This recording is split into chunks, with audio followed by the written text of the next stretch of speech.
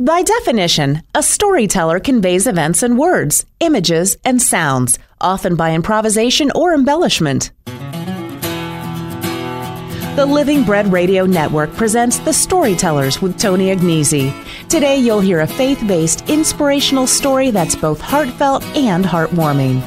And now, let's meet today's storyteller with Tony Agnesi.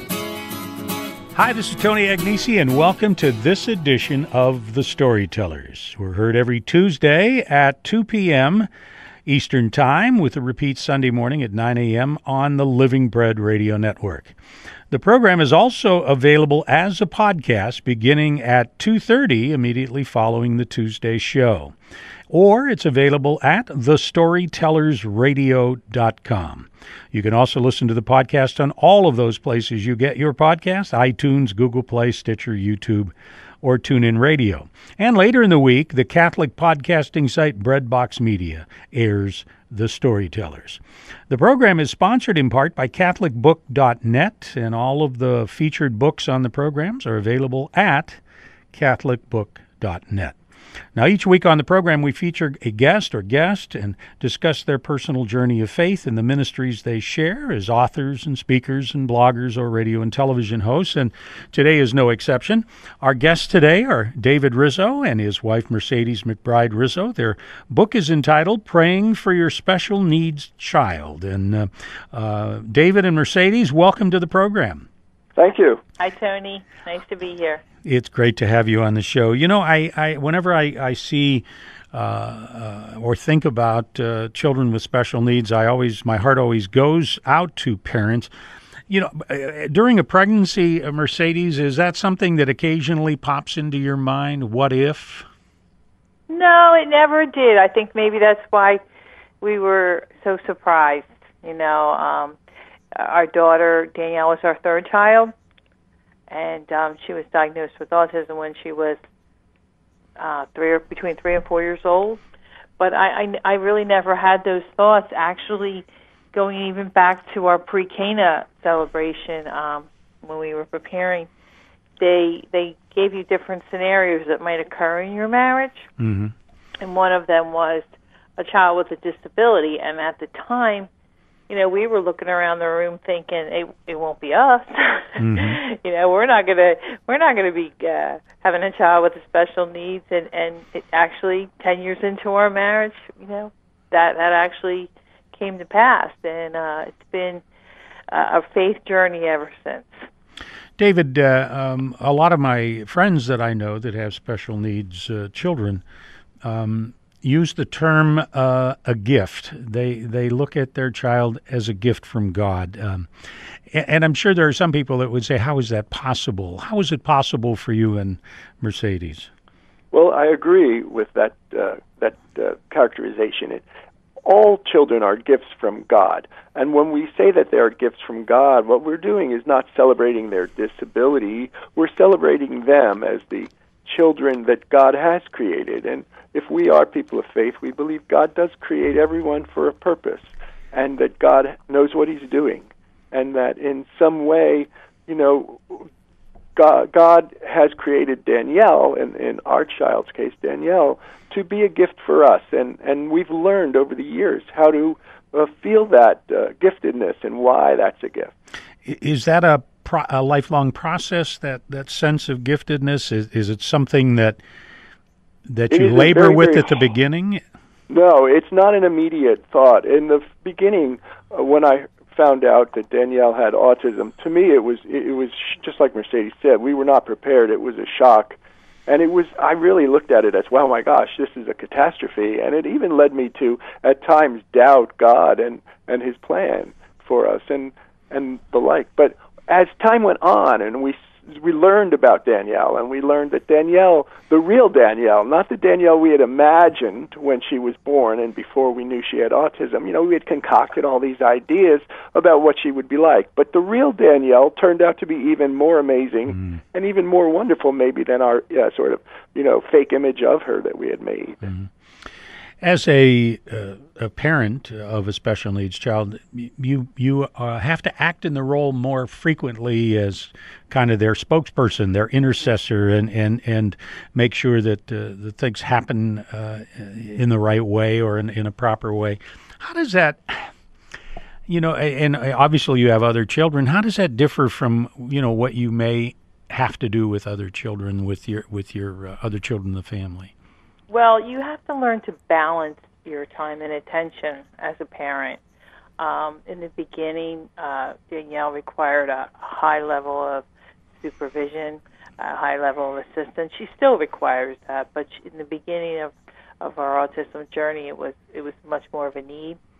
And our other children would have baseball games and Girl Scouts and dance class and even religious formation. And we had to learn to figure out a way to be present for them, to make their important milestones, to go to their school events and their sporting events and their religious events. And it really was like a tag team. Like, we really came to rely on each other to cover that. Like, maybe one parent would go and the other parent would, stay back with Danielle, and sometimes we could work it out to go as a family, but the other children need to feel, that they're important and that they matter too. So it is a little bit of a balancing act that you learn to figure out, but it's not, like David said, it's not immediate. It takes a while to figure that balance out. The other siblings occasionally feel slighted, or that they aren't getting an equal time or an equal presence from mom and dad? I think they probably felt that at some time. They don't share that with us. I think we've made great strides to try to even the score, but I know it will never really be evened. Danielle is an individual who, she doesn't speak, and she really needs help with every activity of her daily life. And so our children have risen to the occasion. I was going to say, at what point did her older siblings kind of pitch in? I think our youngest is 3 years younger than Danielle, and this autism is all she's ever known. And for her, I think in many ways she's functioned as the older sister instead of the younger sister. Our sons have been, they were small children when Danielle was diagnosed. Now they're adults, and our youngest is going off to college shortly, so they're all around adulthood, but they've been helping out their sister, and not just their sister.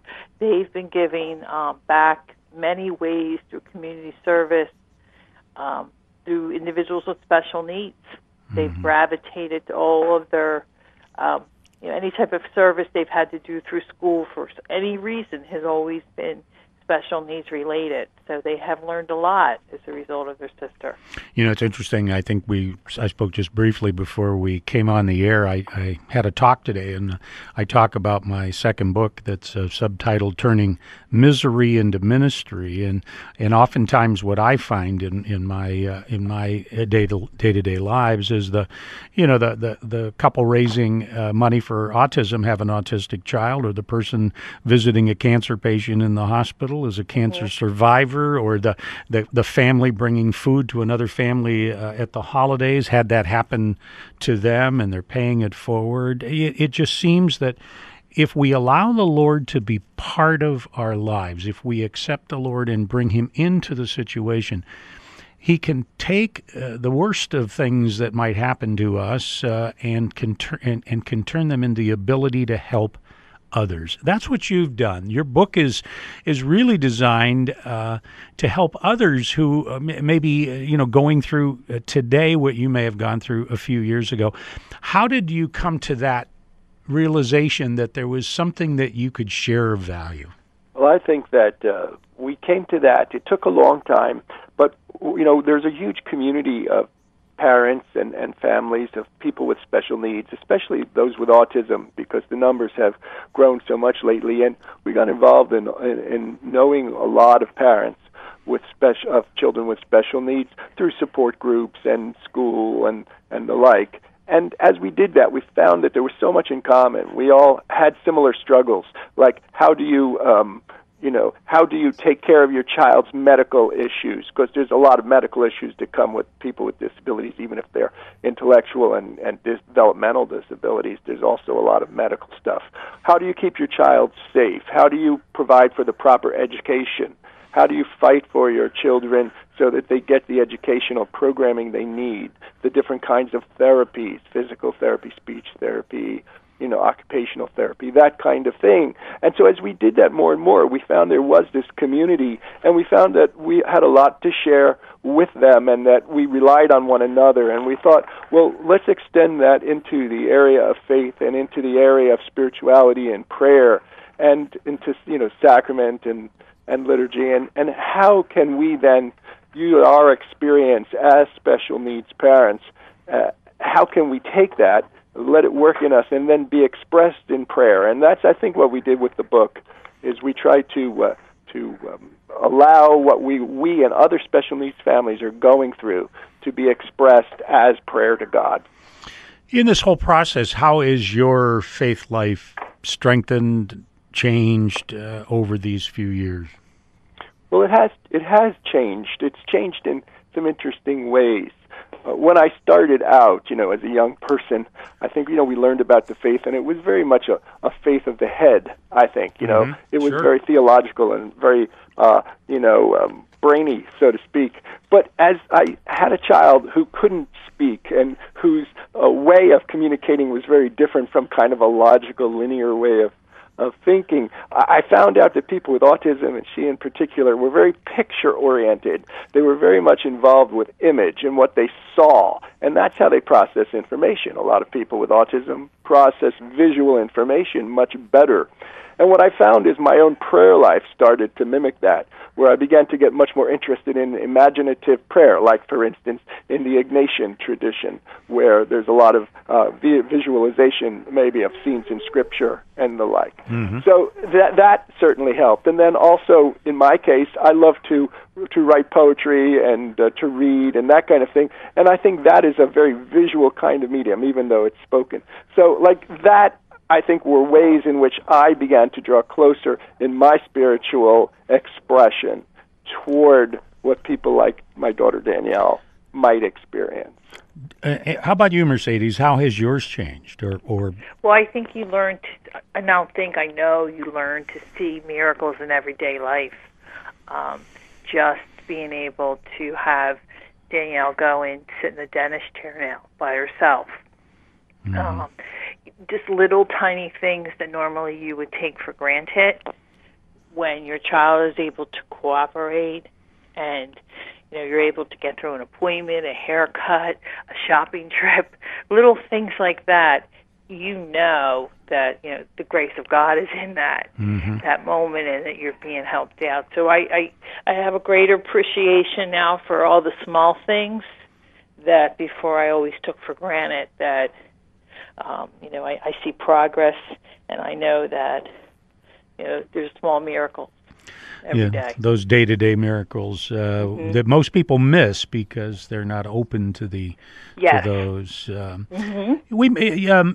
David, you mentioned medical. It has to be. I can only imagine kind of frustrating to have 10 times more doctors and dentist appointments and so forth than the average family might have, and a lot of waiting rooms and a lot of putting you in that little room waiting for the doctor to come in.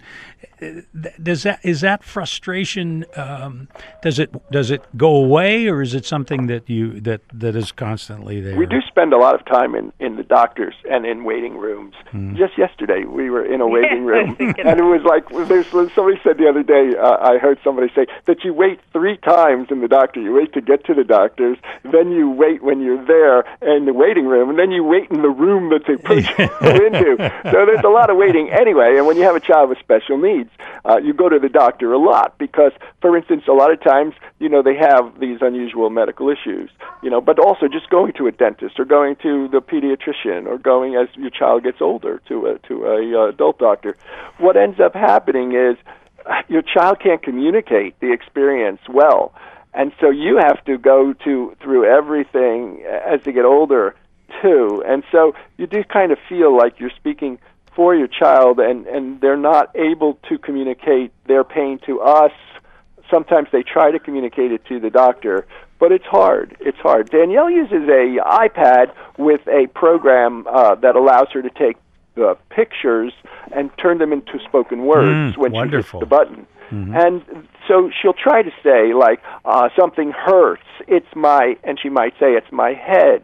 But sometimes she'll say stuff to us that's hard to understand. Is she telling us? Is that accurate? It's not always so easy. So going to the doctors can be tough.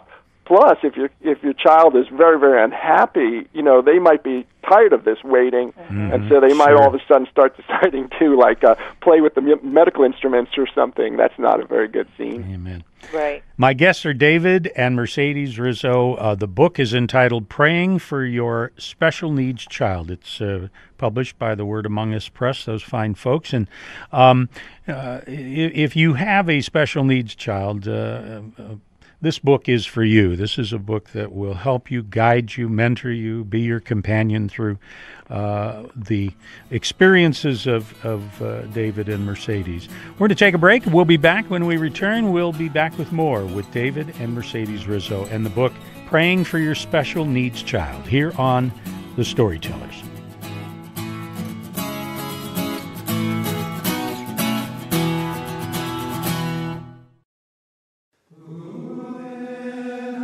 Support for The Storytellers is provided by CatholicBook.net, serving the Catholic community for 30 years with books, Bibles, gifts, and more. CatholicBook.net is safe, secure, and simple to use. Just a few clicks and your purchase is delivered right to your door. CatholicBook.net. For 30 years, a commitment to service.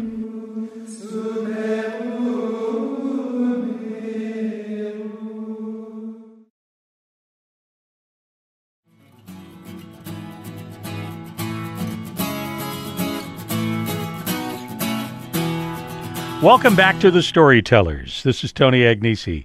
My guests today are David Rizzo and his wife Mercedes McBride Rizzo. Their book is Praying for Your Special Needs Child. And we've been talking with them about the book and how they have taken their experiences and used it in a book to try to help you if you're new to this experience.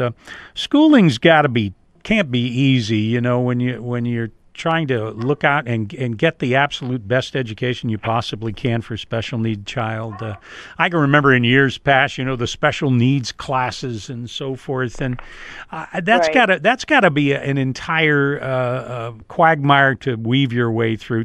Tell us a little bit about school experiences. Well, you definitely need prayer for this one, Tony. When you have a child with special needs, through the school district, they're entitled to something called an IEP.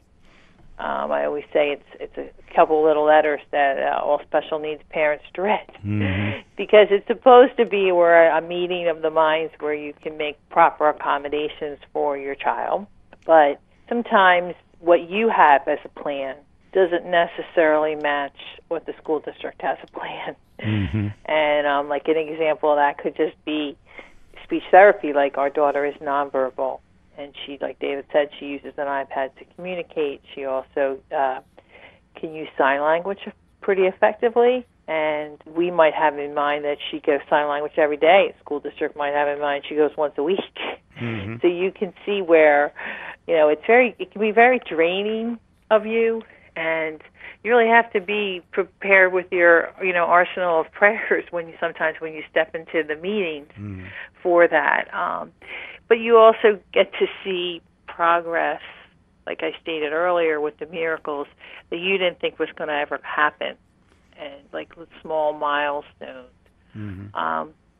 Danielle will be in school till she's 21, and she's done the best she can through the years, but there's lots of struggles along the way with that too.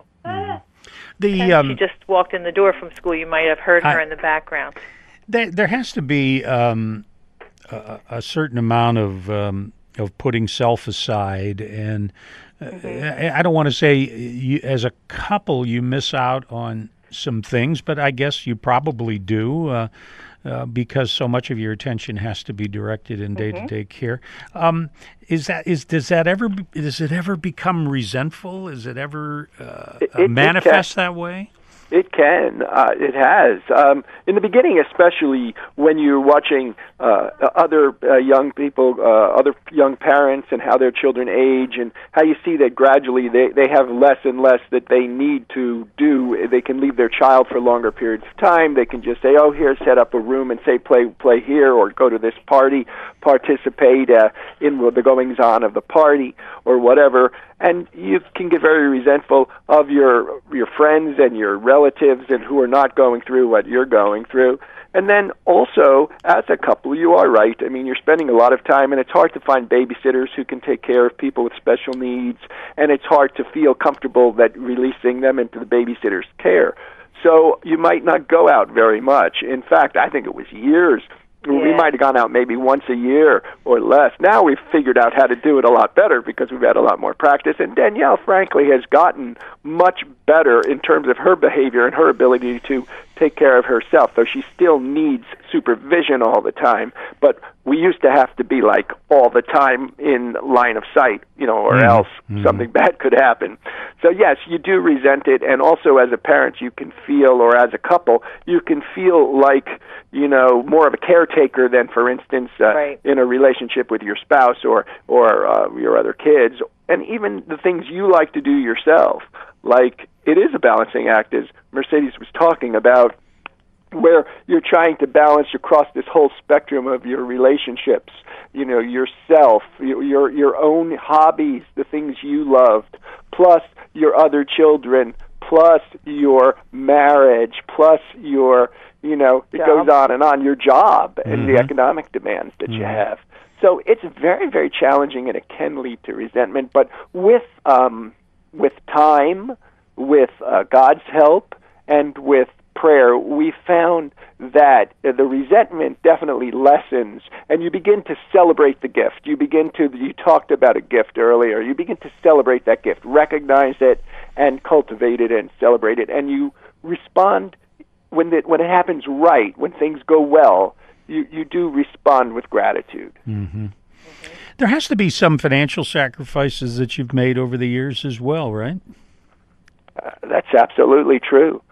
Yeah, there's a lot of, like you mentioned earlier, a lot of medical. It also impacts, well, in my case, it impacted my ability to return to work when our children, like our initial plan was, when we started having children, that I would stay home. I have a degree in education, that I would stay home, raise our children, and at some point I would return to the classroom as, hopefully a full-time teacher. But that really never manifested because Danielle required someone with her all the time. She had therapies after school. She had countless appointments. She was being sent home from school many days. I'd have to go pick her up. She was just not having a good day. And in the end, I did return to work, but I didn't return in the capacity that I would have with my education and my abilities. But so you do have to make sacrifices in terms of that.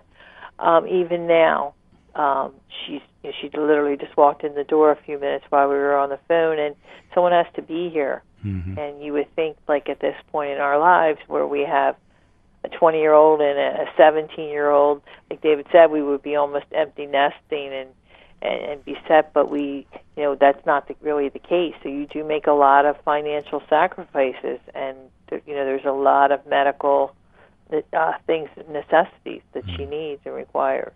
Mercedes and David's book is Praying for Your Special Needs Child. It's a book of some great prayerful stuff that will help you. If there is a young couple that might be listening who have just given birth or in the early stages with a special need child, what piece of advice or what encouragement could each of you give that person or that couple? Well, I would say that don't, obviously when it first happens, this is quite a shock, and you have to really come to grips with the idea that you are in it for a long haul, and there's no quick fixes. However, what I've seen is that over time, one, your child matures, your child develops skills, hopefully with the proper education and the supports needed, they're going to do much better. And then you yourself are going to learn the proper coping skills, how to handle the difficulties in terms of when your child does this, oh, I should do this. This is more effective than that. And over time, your child will learn to behave at a much higher level. And you will learn how to respond and maintain your sanity and your happiness, and also recapture those sacred moments and those hobbies and those other things you love, like being together as a couple and the like. Mm-hmm. Right. And try to do that early on. Like David said, it was years before we, really worked on finding a babysitter and be able to go out and, rekindle our marriage. But I would try to do it early on, and it doesn't have to be that it has to be like a long, drawn-out event where you're out on a big date or anything. It can just be something as simple as, when your child goes to school, maybe you go into work a little bit later or something, and you just get a coffee, like a gourmet coffee, and sit on your porch and reconnect, for a half an hour. It really rejuvenate you. I can remember church was always, going to Mass was always difficult in the beginning because Danielle was not able to sit and attend for the length of the Mass, and we would be going separately. We would be going and taking her out halfway through the Mass because she was upset and we didn't want to bother everyone around us. And then sometimes we just we would get up early on a Sunday and go to the 7 o'clock in the morning Mass while she was sleeping, and her siblings could stay with her. And we always felt like just that little break was rejuvenating. So I would say to try to find areas where you can rejuvenate yourself and your prayer life early on in it, because like David said, you're in it for the long haul. The book is entitled Praying for Your Special Needs Child. David Rizzo, Mercedes McBride Rizzo have been my guests. The book is published by The Word Among Us. What I love about it is the way you weave prayer and spirituality and your Christian faith and everything into your Catholic faith into the book. I think it's a wonderful guide for anyone who may have a special needs child. David, Mercedes, thank you so much for being with us. God bless you. Pleasure to be here. Thanks. Thanks so much. And that's our show for today. My thanks to David and Mercedes, author of the book Praying for Your Special Needs Child, for being with us. If you missed part of the program, it re-airs this coming Sunday at 9 a.m. and is available right now at thestorytellersradio.com or on iTunes, Google Play, Stitcher, YouTube, or TuneIn Radio. This is Tony Agnesi. We'll see you next week for another edition of The Storyteller. We hope you've enjoyed today's edition of The Storytellers with Tony Agnesi, a production of the Living Bread Radio Network in Canton, Ohio.